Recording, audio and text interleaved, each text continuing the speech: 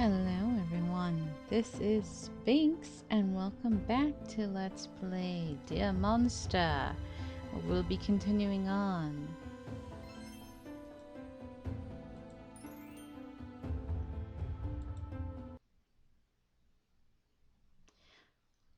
Alright, so I drop my backpack to the floor and look around. This is our new room. Cool. It's kind of cute. It's very warlock magician-y, like that painting and the big bear. It's cute. Has a little personality to it. Little stockings on the wall and a rainbow umbrella. It's a weird mix of miscellaneous objects. The plants are made of plastic. The single real one is the cactus. It's like someone knew it's the only thing that could survive in my room. I hear a wind chime. It's attached to the window on the right. Ah, I hear a lot of that in my home. My mom has wind chimes galore. Whenever I hear a wind chime, I think about my parents. I don't remember their faces, but that sound, you must have had one of those. Someone put a picture of my aunt and uncle in the fireplace. I'm there too, just much younger. We look so stiff, like we can't wait to stop touching. Oh, that's sad. A couple of things seem out of place, like a Christmas stocking or a creepy portrait of an old wizard. Like he's about to come out of the painting or something. Wait, is that my grandpa? I hope not. Hanging a painting of himself in my room would be weird. Why did he invite me if he's not even here? They said he was missing. If he's a wizard, he might as well have been attacked and kidnapped by some supernatural being, sucked away to some other dimension. It's not like I came here to live with him, but still, Why do I feel this way? I didn't expect anything from him. Family that actually cares about me? I gave up on that a long time ago. Didn't I? I sigh and look at the bed. Uh, Hi, Teddy. Long time no see. I had the exact same plushie when I was a kid. Aw, but dressed differently. My aunt said my parents gave him to me. As I hug the bear, I smell home. Aw. On the desk, there are things I'm not too familiar with. Most of the jars are unlabeled, and those that are don't tell me anything useful. There's also a crystal ball with a button on the stand. I press it, not expecting anything, but it glows with a foggy white light. Oh, it speaks. The great pain awaits thee if thou is not willing to focus and see. What? What pain? I need more information. Oh, I take a step back and trip over one of the glass thingies on the floor. I fall on my ass for the third time this day, but now I also hit the back of my head. I guess it wasn't lying about the great pain awaiting thee. Ugh, who would leave something there? For all of your life, don't make a foe, but thou must admit I told you so. What a smarmy little crystal ball. Okay. Are you serious? Silence. Then I hear knocking. Uh, I don't remember if this choice matters. I think there's like, in the beginning, there are choices that kind of matter, but also kind of don't, because there's like a general path in the beginning, and then there's like a choice that cements you onto someone's route. Um, sure. Give me a second, I'm coming. I stand up and open the door. Ah, I think this is one of those that technically, if I say no, it helps because if it's Momo, I could avoid him. But for now, it's fine. I don't think it's that big a deal. It's Momo, holding a silver platter. He smiles a very pleasant smile. Why are you blushing? I know he's good looking and all, but come on, man. I avoid looking into his eyes. I have a feeling that whatever this familiar call is, experiencing it in a small enclosed space would be bad. Oh, why so shy? Didn't you look at me quite intently just a while ago? Yeah, maybe avoiding him would be best then, because we're kind of giving him false hope. We're not on your path, Momo. Stay away. Anyway, I'm sorry I can't tell you. It was my idea to bring you something to eat. It was all Farron. Thanks, and please thank him for me. By the way, what did you do to him? He's sitting in the kitchen all whiny about not knowing how to interact with humans and you not liking him. You see, Farron's not even here, and the game is still pushing the whole cute rom-com romantic thing with them. I see you, game. You're still clearly indicating that they are the main route, like from the beginning. Like, this is the route you should start with very clearly. Oh, it's okay. I pick up on what you're hinting. We're doing him first. Don't worry. I got it. I made a joke about the mansion having a significant lack of grandfathers, but it probably sounded like I was blaming Farron for Grandpa not being here. I didn't want him to be sad.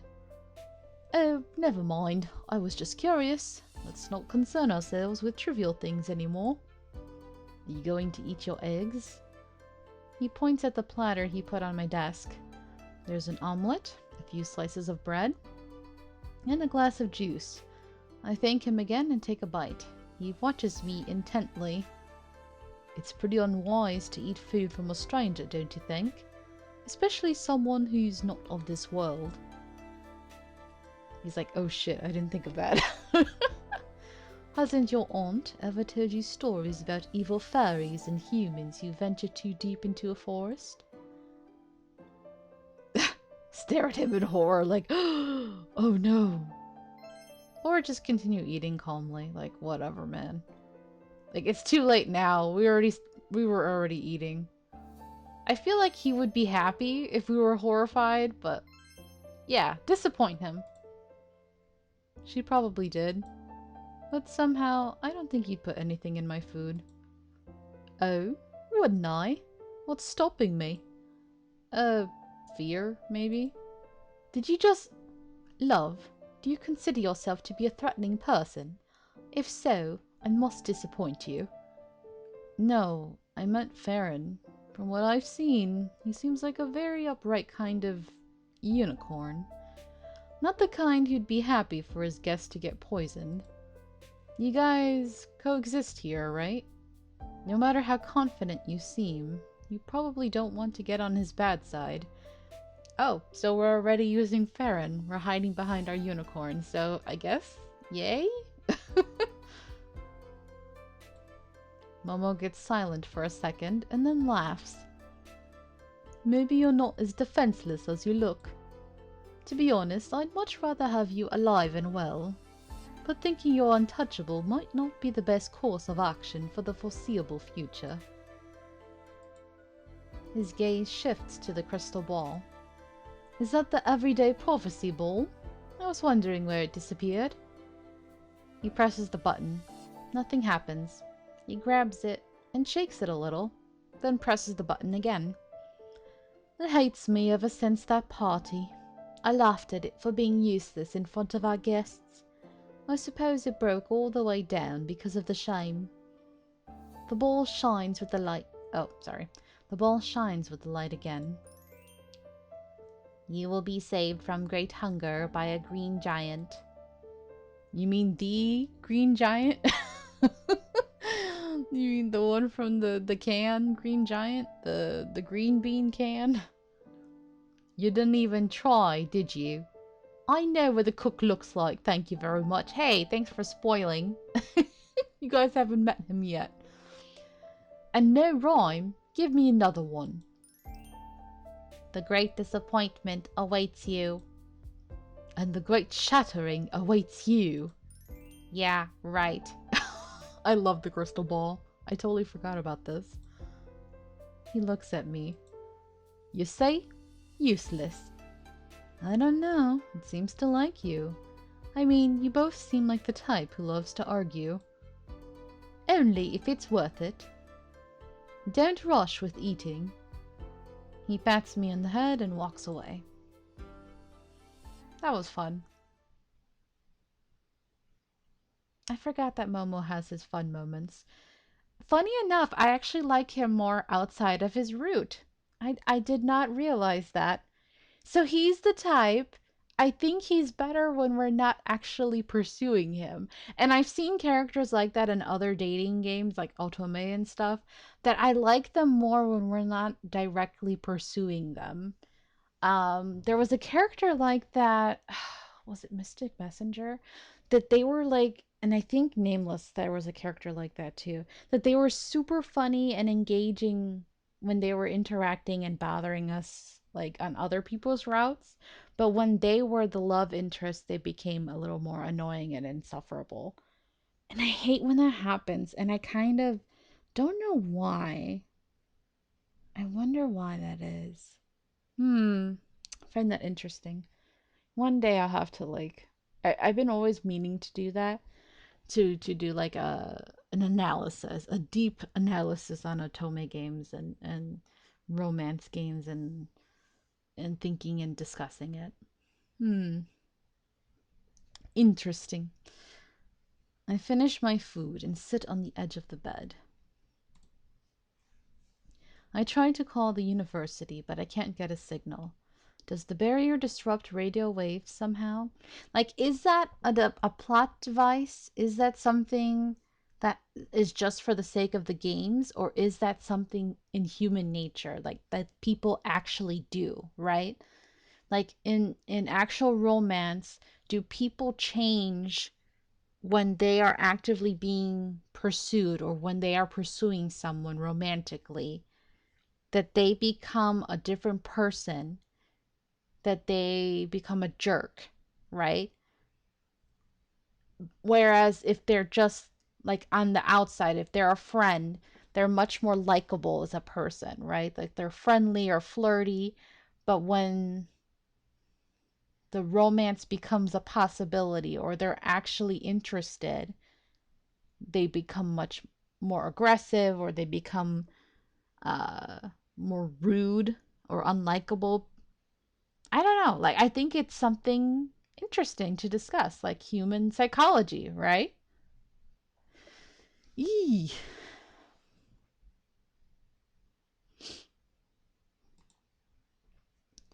I'm going through the memories of all the books I've read, trying to find some kind of reliable information on the supernatural. I don't even realize I'm rubbing my balls until like, oh, my brain is like so focused on what I was thinking of. I'm like, oh, it's one of these scenes coming up again. Alan, I'm going through some mental stuff about human nature and romance, and you're going through something else. I see. We're going down this path. Ah, oh, men. You're only thinking about one thing. Okay.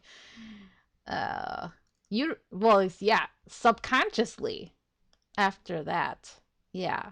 So he's thinking about, interesting. I could say this, right? Like he's focusing on one thing, but his body is focusing on another. Like he's trying to unravel a mystery while his body's like, no, seriously, now's not the time for you to be solving a mystery. I need to deal with the stress another way. Which you could say, right? Um, that his body is handling the stress in another way. Like it's a stress reaction, right? A human biological reaction. That he's probably like, man, I don't got time for this. But at the same time, he's like, well, it's a good stress relief thing, right? I'm in a strange house with strange creatures. I'm not even sure it's entirely safe, and my dick wants attention anyway. Sometimes he just does not cooperate. Even he's like, man, I don't got time for this, but whatever. You gotta do what you gotta do. So, because of the way my editing software works, I honestly, I would have preferred to just show you his face and like do like my little censor emoji and block like the lower half of the screen because that's what I wanted to do. But it didn't let me. So I'm probably just gonna have to cut it out completely. Um, so whatever. I'll just have to skip it. What I'll probably just do is I could just summarize it for you. I'll cut it out and then I'll summarize what happened when I come back. It's probably not much anyway, but I think the most disappointing part will be once it's no longer, because most right now it's just him being solo, right? But once it's him with a partner, then it's going to be a little more disappointing because it's like, oh, it's romantic, right? It's him with his partner and you guys are missing that stuff. um but then I'll have to be like, oh well, him and his partner had this happen, like some progress in their relationship. So anyway, I'll explain if anything important happens. But yeah, I definitely shouldn't go for it here and now.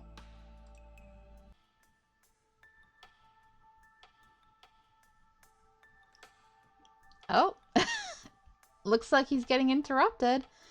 Suddenly the door opens. I jump and cover myself. Oh, Farron, you decided to visit.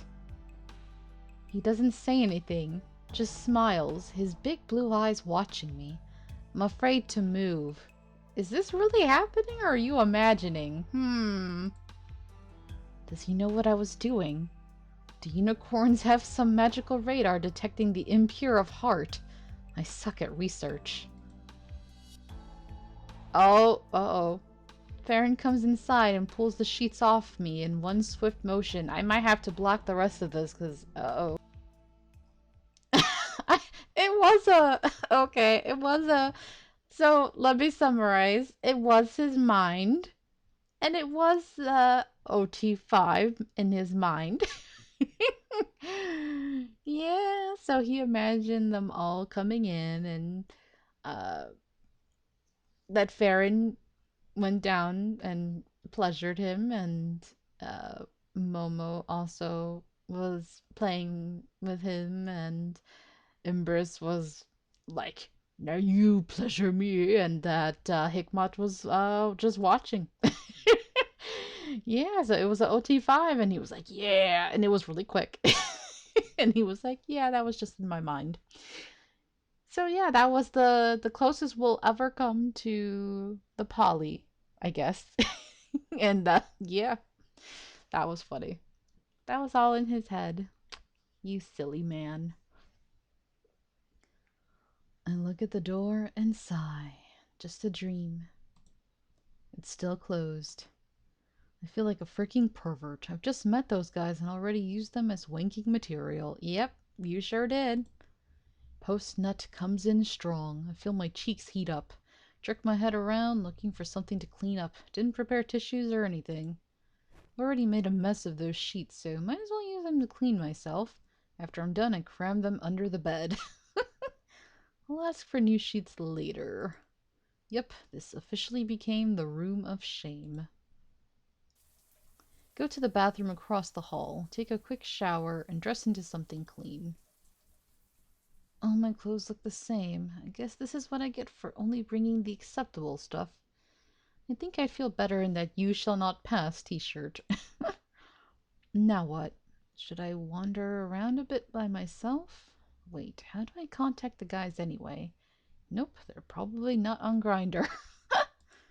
There's a note on the platter. Must have been starving if I hadn't seen it sooner. Each and every letter is written with precise elegance. The note says, bring the dishes back, will you, love? I'm not your maid, after all. The kitchen is on the right of the main hall. It doesn't say I have to go right away, but I don't really have anything better to do. Hey, we finally get to go somewhere else. Cool. Go to the main hall. There are doors on both sides of it. The note said on the right, but should I face the stairs or the front entrance? I go to one of the doors and put my ear to it. I lose my balance when it's jerked open. Hey, there he is. That's the green giant. Okay, I've been waiting for you guys to meet him. So this guy is the last route that got unlocked later thanks to the Kickstarter. And honestly, I was super happy once they made him available. He's great. I love him. He's one of my other faves. He's great. He's hot. He's wonderful. Hey there, hot stuff. What you doing? What's up? Why are you creeping around my kitchen, boy? I might as well give him an accent, because why not? I have to look way up to see the face of the person, or rather creature, speaking to me. He is a mountain, a green mass of muscles, barely dressed in anything. I glance at the cloth covering his crotch. No way. I would be like a hamster trying to eat a banana. Wow. Hi. Good morning. Or is it afternoon already? I brought back the dishes. Come on then, you could just walk in, you know. I wouldn't yell at you. It's a kitchen, not a bathroom. Not that I'd be mad if a cutie like you walked in. Walked in me? Oh my. Walked in on me during a shower. As he says that, his expression stays exactly the same. And I'm not sure if he's joking or flirting with me. He's sweet. Funny. Aw, his kitchen is super cute. Coco, this kitchen is adorable. I want to learn how to cook in this kind of kitchen. Look at all that. Super adorable. Except for those huge knives in the background. Like, holy crap. I cannot. That's dangerous. Well, mister, I'm glad to hear that you wouldn't be mad because you don't seem like a guy to mess with. Oh my god, that food. Uh, the food always looks so like, why you torment me. This reminds me of the anime. There's an anime that Coco and I are watching right now called, Campfire Cooking in Another World or something with my skill. It's something that, there's an anime, there's an English dub of it that, my friend Skinny, Danny Jambers, she's, directing the English dub of it. And I'm like, oh, that's so cool. It's a great, great anime. I was actually reading the manga of it and I lost track. I have to catch up with that too. It's really good. Call me Slagator. What do you mean? Because I'm an orc? Not all orcs are barbaric and violent, you know. He starts to chop an onion with a stoic expression. No, I wasn't talking about your race. I just meant that you could grab my head in one hand. Maybe. I wouldn't though. Anyway, how did you like your omelette? I got some advice about toppings you might like from our one-horned friend. It was delicious. I especially liked the green peas and feta cheese inside. I didn't recognize the mushroom, though. Ha! That doesn't surprise me at all. That was Blood Rush Bolette. It doesn't grow here, I mean, in this world. It's called like that because of the stripe color. Some people think it's an aphrodisiac, but I guess that's just a bunch of bullshit. Never worked on me. Did it do anything for you? Yeah, it sure did. That explains what happened. Huh? I feel the fire on my cheeks. Does he know about the Room of Shame? I can't read him. He has this mean, angry-looking face, but a calm voice. I mean, did you get hornier than usual after eating? No, yes, yes. I know what an aphrodisiac is, but no. I felt normal, perfectly normal. Yep, nothing happened, nothing at all. I realize I'm talking too fast and shut up. He's like, you know I know you're lying, right?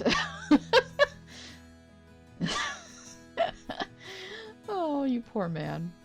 Well, anyway, do you want anything else? Have you seen the mansion yet?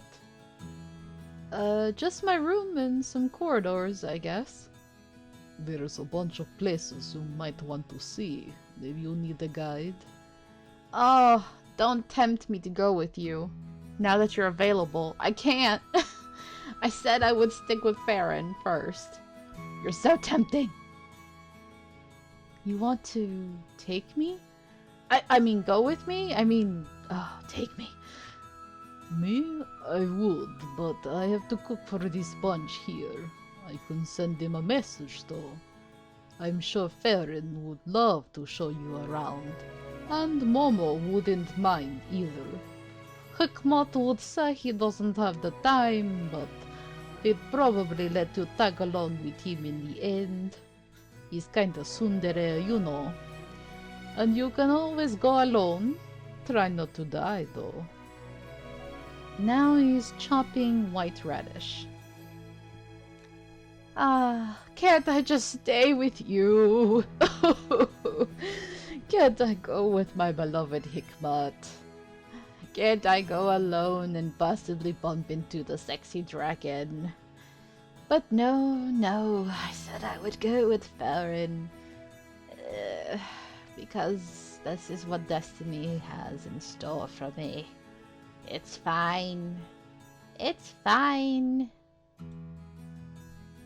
Would you call Farron for me, please? Okay then, it's your funeral. I mean, maybe Binks will go for the route that might be interesting, even if it's not necessarily a happy ending. Who knows what Binks has in store for you poor viewers. Okay then. He touches his bronze bracelet and it buzzes quietly. Go to the hall. You should be there soon.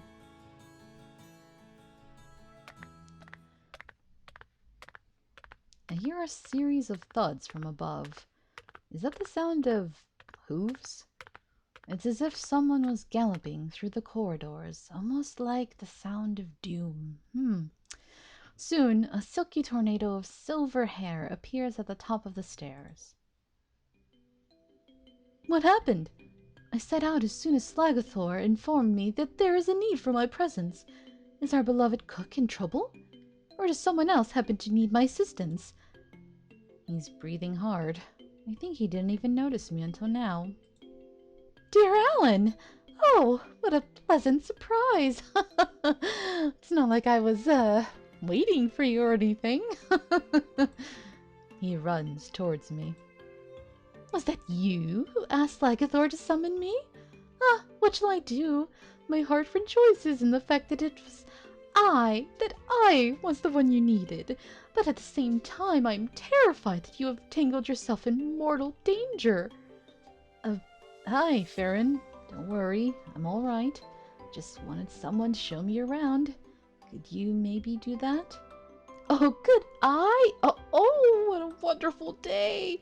It will be my most sincere pleasure to show you where to show you the house of your grandfather. Where to go, what to do, the possibilities are endless. He seems to enjoy thinking aloud. Of course, the most straightforward answer is usually the most fitting. Friend, would you be so kind as to walk with me to one of my most dearest places in the whole wide world? Sure thing. I'd love to see it. His eyes shine with excitement. I feel the same strange energy gather around us, prickling my skin like tiny pins and needles. My heart speeds up. For the adventure, then! He takes me by the hand and drags me upstairs. We stop in front of a door, and I make a mental note that we're very close to my room.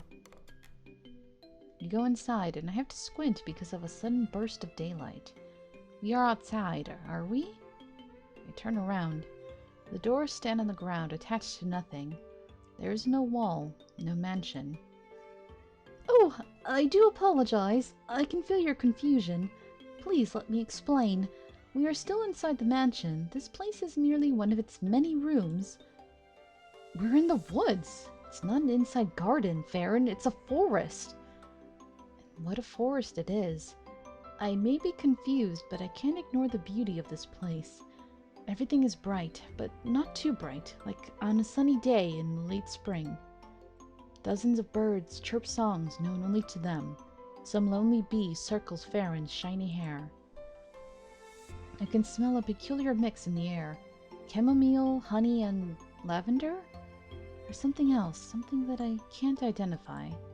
It's wild berries! What? Did I say it out loud? Ah, what I meant was, can you smell those exquisite wild berries? Doesn't it bring peace to your mind? I do hope that the pleasantness of the scenery will soothe your nerves. After all, coming here and meeting us all, it must have been quite a bewildering experience. But how are we in a forest and inside the mansion? That is actually not complicated in the slightest. Theodore embedded a massive chunk of space within the room's borders. That is how it is much bigger inside than outside. But how? No, I have a better question. I can somehow understand that a room is full of trees, but what about walls? And ceiling? Where are the borders of this space? Oh, I see. I think I've come to an understanding of why it is so difficult for you to comprehend the idea of a subspace location. Your mind believes it to be merely the same room, but resized. In reality, the only actual border of this place could be determined by the entrance. If you decide to go in a straight line away from the door, you will eventually be getting closer to it again. What if I go up? What an excellent question! I've never tried that, and I must admit, space-time magic is not my area of expertise. I assume that our perception of the sky and up here is not quite how it looks in reality. I don't think I get it. No shame in that. I truly admire your willingness to admit your lack of understanding. How could I demonstrate that to you without forcing you to read all 17 volumes of Introduction to Magic by... No, I don't think I have to. I mean, to understand. Usually I'd want to know, but today I'll just enjoy the view. Splendid, if that is your wish. So, what's your area of expertise? You said it wasn't space-time magic. You wish to know more about me? That is, you have no idea how happy you've made me today, dear Alan. Of course, I shall tell you everything. Ever since I was a young lad, freshly fallen from the Tree of Light. Could you not? Could we not? Could we not? Actually, no. Could we maybe save that for the next episode? Yeah, let's save that. So anyway, thanks so much for watching. We'll leave that for next time. Anyway, let's dodge that bullet for now. And until next time, have a nice day. Bye-bye.